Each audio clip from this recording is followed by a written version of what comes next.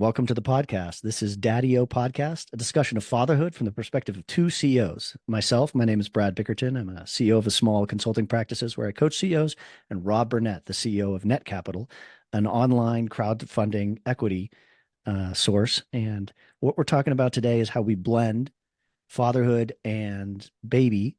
And Rob's 2 days past his due date on first child. And we thought we'd just record a short pod today asking him how he feels, what's going on, what it's like, because this is such an integral time in his life. He'll never be here again, and it's so special. But what I remember about my time is I forget a lot of this. So this is our opportunity to capture lightning in a bottle. Rob, hi, how are you? What's going on?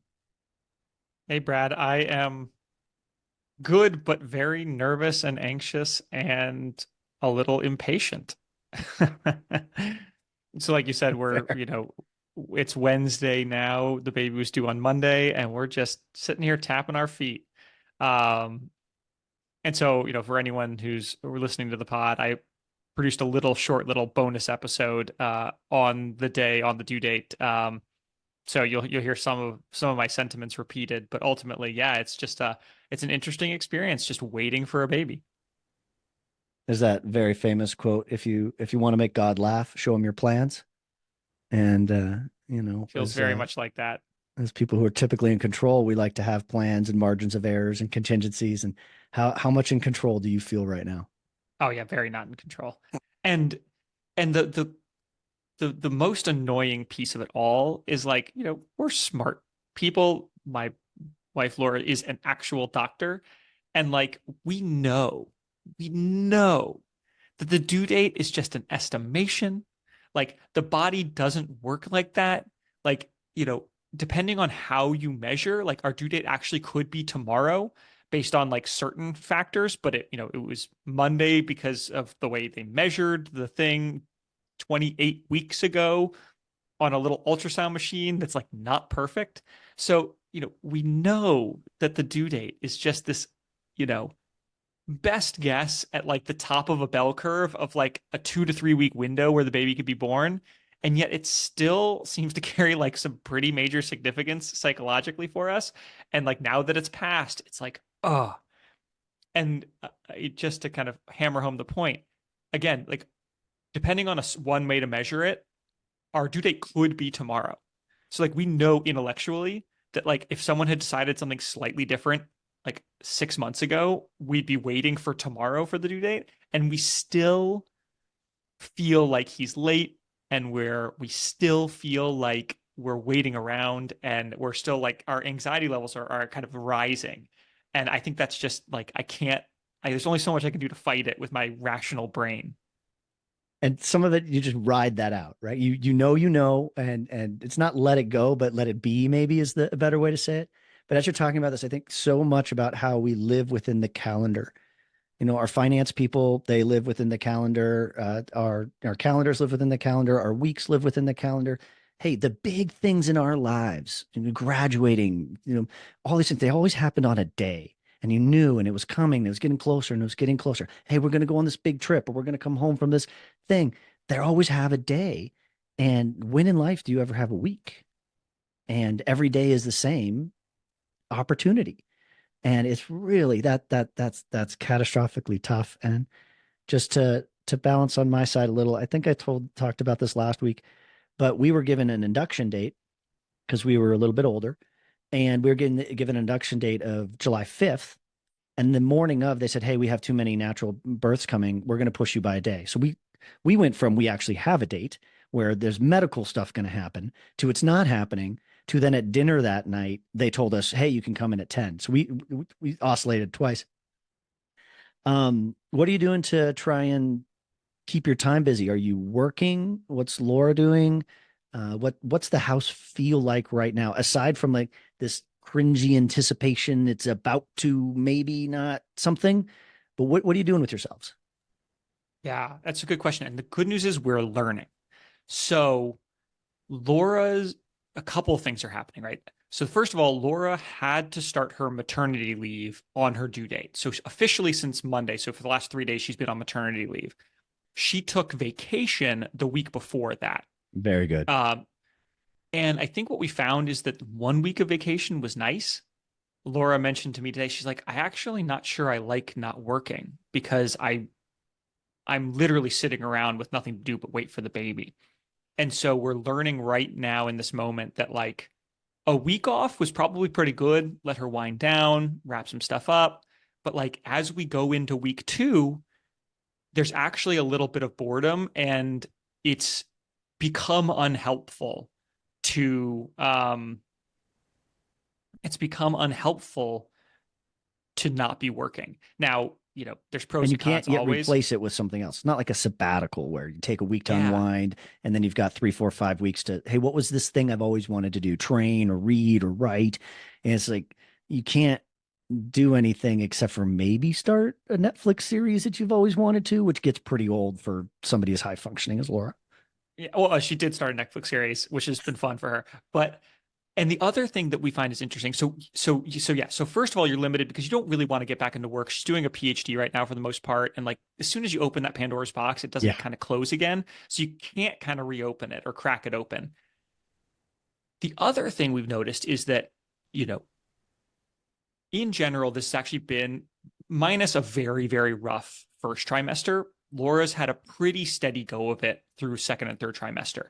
Um, Especially kind of emotionally. And I know kind of the trope is that, there's a lot of cravings, there's a lot of emotional swings during pregnancy, and Laura's done a pretty good job um, either handling that or just she's been lucky in not having to handle it. She's done really well. But one thing we've noticed is definitely emotions are high right now over the last 10 days or so, um, which makes total sense. But things like books and movies that aren't very happy have an outsized effect. And Oh, so we yeah. have to really pay attention. Like there was a book that Laura's reading, and she picked it up in the middle of the night a night or two ago because she couldn't sleep, because she had to pee all the time, because the baby's heavy. And a character in the book was pregnant, and that character went to jail. And like Oh, all of no. a sudden, would I like, and of course, it's like not even that bad, but like, at 2 in the morning when you can't sleep and you're waiting for your baby, and all of a sudden the character in the book you're reading goes to jail and pregnant, it set her off a little bit. And Understandably. like it was like, yeah, like totally rightly so, right? Like nothing, not her fault, but like and she just stumbled into it trying to take care of herself, and all of a sudden there's this big emotional thing that any other day, any other time would have just been totally fine. And so, when we pick Netflix or like we do these things, like I'm very much like and I saw this on an Instagram reel, like basically comedies only, like Schitt's Yeah. Creek, Dairy Girls are our two go-to There you series. go. Like we're just rewatching that stuff, and Laura's doing like some reality shows.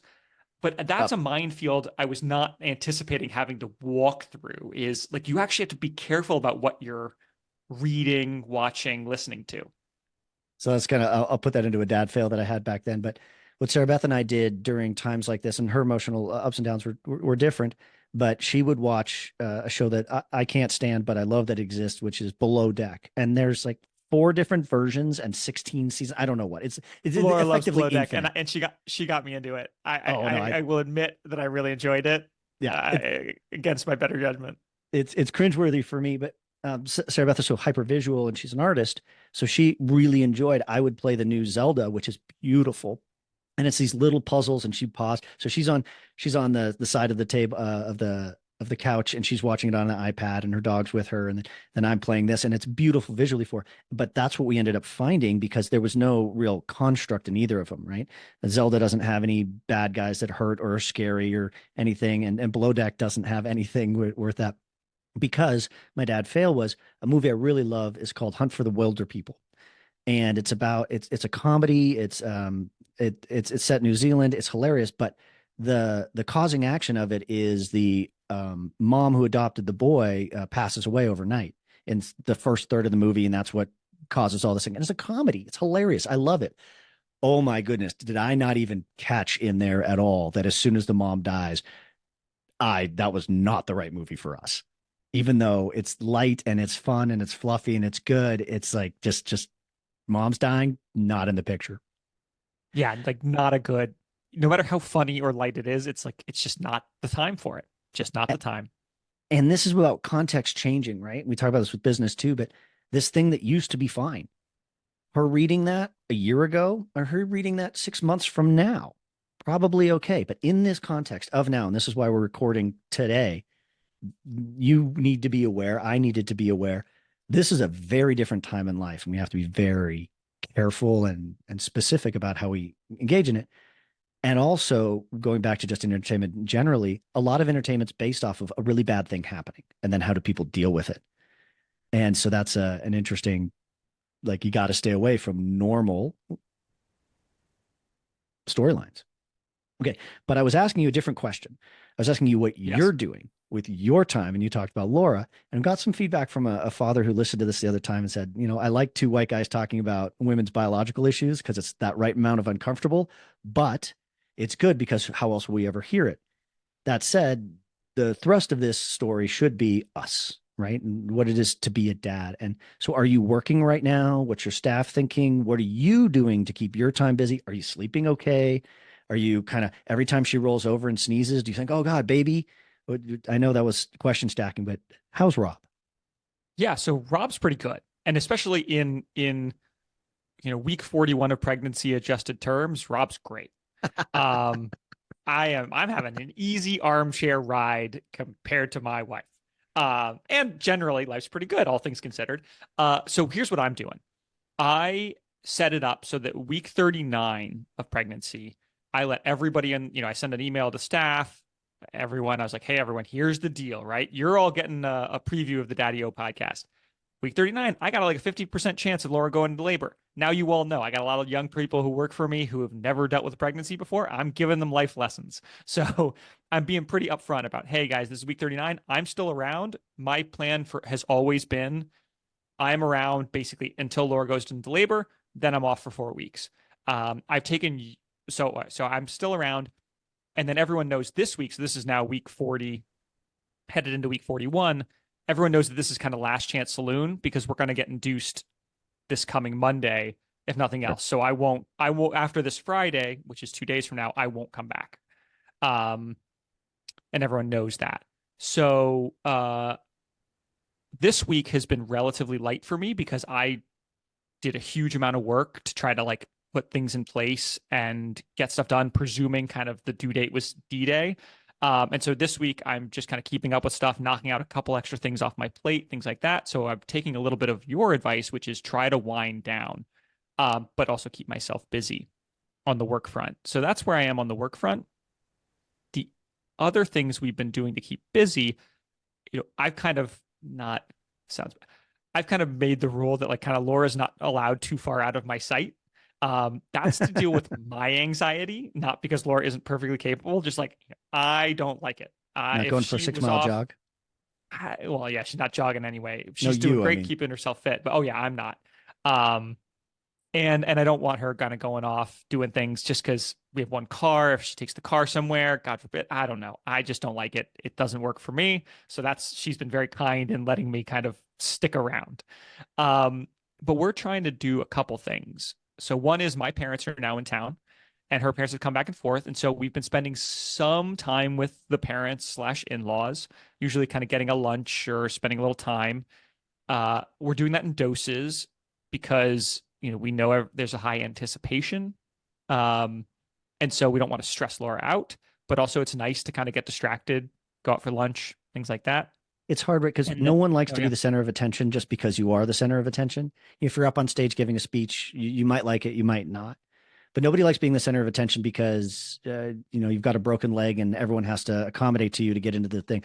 Well, and that's what she's walking with. And so it's good having family who you can feel comfortable with, but at the same time making sure not everyone's like leering at her. well, and Um, you can't help but kind of like stare at the bump and be like, is it coming? Is it going to happen? I just thought, Especially because what if she comes into this podcast right now and taps you on the shoulder? That's what everyone's thinking it'd every be second awesome, right now. right? I would love to see her walking over, being like, "It's time." The great podcast, That would be number great. one, call Yeah. it. Come on, Um, baby. But the other thing, just a phrase that we learned later in the first month or so of baby, when we were having visitors, I started using the phrase, you're invited for a drive-by, which people kind of figured out pretty quick. It's like 90 minutes is long. is what I think a drive-by means, but just giving people that authority to say, we would love to have you. And we don't know if it's going to be 45.5 minutes or 90 minutes. You get to choose, but you've got a car. And then I will usher you out when it is time. And I will not be gentle about it, though I will be kind. But you're invited for a drive-by. So that's, if that phrasing is useful for you, please take it. Yeah, that's good stuff. And everyone's been very good about like Yeah. it's all about her. It's awesome. Um, so yeah, we've been spending some time with parents, and then we've been trying to just relax. Like I read to her at night, which is something we've done in our relationship anyway, but that seems to work really well because it's kind of reading to her and the baby, which we like to do. And then the final thing we've really tried, and well, I keep saying we, right? Because it's hard. What I will say is to everyone who wants to hear my experiences, I feel like I am very attached to her these last couple of weeks. Like I don't do much for myself by myself. It's what are we doing together to kind of be a pair during this? I mean, we're really not separated other than when I come here to do a little work, but even then she's just kind of sitting on the couch reading and things like that. Is that a slow Oh yeah. transition, or was that one day you woke up and realized that that was true, that it was no longer, so sometimes in relationships, it's the you, me, and we. And right now it's all we. There's no you. The Rob does Rob thing gone. I'm sure it was a slow transition, but was there a moment, or was it even just saying the phrase just now? When did that click? No, I think it was a relatively slow ramp up to, and it probably changed about, I think it was the weekend going into week 39. Mm. Because I did in the last couple of weeks, kind of after the new year, after I had COVID, after we were kind of, the baby was 30 past 37 weeks term, we kind of knew we had to be on edge. We packed our bags for the hospital, things like that. But like if Laura wanted to go to the gym on her own, I would just be like, stay in touch.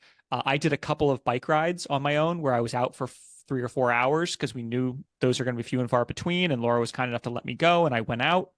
Um, but as soon as we hit kind of week 39, I kind of made the decision that I didn't really feel comfortable being too far away. I wasn't going to go be 20 miles away on my bike. Um, Down the road, fine, things like that. Um, but it was a conscious thing where Laura and I are already pretty close. We do a lot together, and so this is not doesn't feel super unnatural. But there's definitely a switch as kind of birth is imminent, where I feel a lot of kind of protect the cave energy, where I don't want to be far away. I love that phrase. I hadn't heard that before. Provide and protect is something that a lot of people talk about. It's natural male feelings and emotions. But protect the cave, I think, is a better way to say it. And it's maybe the reverse of nesting, or the opposite, the harmonious opposite of it. Yeah, that I get a lot. Sorry, I'm just chewing on it. No, it's Keep okay. going. Well, and I think the one other thing that's important to point out, so what I've been um focused on for me, and again, this because it helps Laura as well, is I've been focused on fitness actually for the last couple 2 weeks or so. Um, Been either being here and riding my bike indoors, but riding pretty hard and doing some structured workouts and trying to really kind of actually kind of do a little bit of like a boost in fitness before the baby comes because I just don't know what the weeks, the first month or two is going to hold with the baby, and I want to stay fit. And then we're really noticing Laura's been really good about staying fit. I've mentioned this a couple times on the podcast, staying fit throughout the pregnancy. And we're realizing now, we kind of thought that maybe now it wouldn't matter so much, but we're actually realizing that it's super important right now for her to work out. So like on Monday on the due date, because of our trip to which I mentioned in the bonus episode, our trip to the maternity assessment unit, which took a couple of hours, and then things like that, we didn't work out that day. And the day after, the night after, Laura didn't sleep very well and got a lot more anxious. And so since then, we've been really focused on, like yesterday, we went to the gym for a couple of hours, and I went there for a little bit, and then I worked from the gym while she just did her thing, and I could kind of be in the building, Mhm. but let her go do her thing. This morning we got up and we rode bikes inside together before we went to our sweep appointment. I think I talked about sweeps in a previous episode. And so we've kind of doubled down and learned the fact that for her, it's really important to work out every day or do something to move. And, it's hard to know causality, but like the one day we've missed moving around over the last 2 weeks, the night after that and the day after that were kind of much the level of anxiety and lack of sleep like went noticeably up. Mm. And so we don't know if that's exactly caused by the fact that she didn't work out or just the cycle of hormones or whatever's going on. But we've decided that, okay, we're going to learn from that and we're going to keep trying to stay active every day, even right up to labor. Actually like the word active more than working out at this stage. And you and I talked about this a couple, 3 weeks ago on the pod, was that you were losing you coming into this period, and then first period with baby. You're not going to structure any activities, any workouts for yourself that you're trying to achieve a goal. The goal is to do stuff. And to me, that's more activity than working out, and staying For active sure. is super vital. And what I love about this is you're starting to jog my memory about what that last week was like for me, but I honestly don't remember a ton of it because there was so much, but also in some ways so little going on. But then the chaos that happens over the next month kind of just overrides the memories. And so I'm trying to think back to, I knew that we went on walks, and we had at the time a 6-month-old puppy who needed exercise every day, every day, every day, every day. And I sleep an hour and a half, 2 hours less than Sarah Beth, especially during pregnancy. So I'd get up in the morning and I'd take the puppy to an off leash place to run, and that's where I'd get my head space back. And then I'd come in, and I knew that my job was to be of service. But I like to protect the cave as well as being of service. And the of service for me, I've talked about this as well. It was about 3 weeks before induction date. Sarah Beth struggled to close the car door. And we went grocery shopping. She's sitting, and she got it done. But I knew in that moment there'd be a time where she just couldn't. She needed support and help. She wasn't broken. She wasn't deficient. She's not wrong. She's not sick, but she does need help. And I'm capable of that. I have 2 arms, 2 legs, and a brain. Can do. But I also needed to take care of myself and the puppy. And so that was one of the activities I did. But it also gave Sarah Beth a chance to have some alone time with her thoughts. And she's in the middle of writing her second book. And it was a beautiful time, even that last week coming up to it, even with she was sometimes having trouble, remembering how pieces came together. And sometimes she'd drift into mommy land or not. But having some morning time with a quiet house, just her and her old dog, was a really sacred thing for her. And I tried to provide that for her, at the same time never being more than 10 minutes away from the house. Yeah, that's really good. And we found Laura she definitely wants a little bit of like alone time, but actually a lot less for her. And that's just her personal thing. Like I think having someone here, she likes having me around, maybe not anyone else.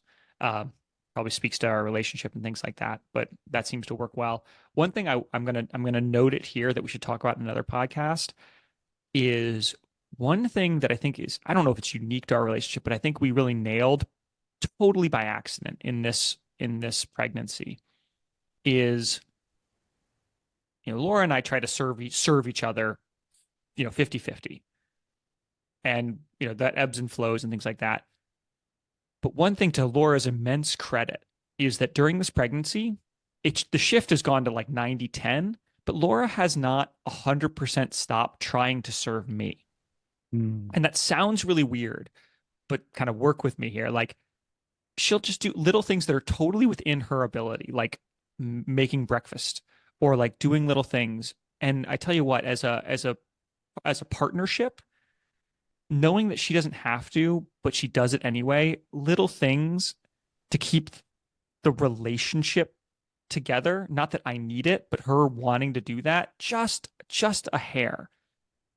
I think it's been really good for us because I kind of never once in this pregnancy felt like, oh my God, she just wants from me and it's taking and not giving. And I can imagine that some relationships, rightfully so, right? We should be 100% in service of our pregnant partner because they're doing all the hard work. But to do that little bit has been really amazing because our relationship has stayed really strong and really stable throughout this. And I think that has something to do with it because I can imagine that a lot of times pregnancy is very rough and then you're heading right into a baby. And before you know it, it's been like 18 months or 2 years before you've ever been a partnership Mm. where things are moving back and forth. And I can imagine that being a real strain. And so I just wanted to kind of shout out Laura on that one. And we I can like talk it about too. that It's more later. some of the unspoken words that you're saying right there is you're not giving people advice or saying that women should be like this. You're just saying this is the way it is and it's beautiful. And should in the coaching world, should is known as the most violent and judgmental word in the English language. Right. And you're not shooting on her at all. You're just exclaiming from the No, yeah, rooftops how amazing that it is. exactly. And And I'm that's and beautiful. the unintended benefits of what she has happened to choose to do. Mm. And I'm aware that the kind of the word serve has a lot of connotation and kind of can be used as a weapon. And I don't want it to be serve as in she works for me, but just, I come from the school of thought that when you have a partner, you serve them, right? My job is to serve her and her job is to serve me. And when we do that right and together, we find ourselves in really good balance. We find there's a lot of love kind of moving between the two of us. And it's a way for us to express our appreciation for each other. And I just, am kind of exclaiming and shouting her out that she, despite the fact that she has every right to be entirely focused on growing a human being from scratch, she somehow managed to like also keep letting me know that she appreciates me. And that's just that makes my job even easier. And that's just an amazing thing that has happened in all of this. And I don't think we set out to do it. It's a shout out to my lovely supportive wife. One thing Because I I've think it's worth found pointing out. in human relationships, whether it's where you work or who you do things with, or you and I choosing to do this, it's when you do something voluntarily, it takes on a totally different context. And that's what I hear you saying. She's voluntarily choosing to be of service to her partner. And some of it is obligatory because she needs the help and you're the partner, but some of what you do is of service to her voluntarily and by choice and loving. And I want to go back though half second to, and this is voluntary as well.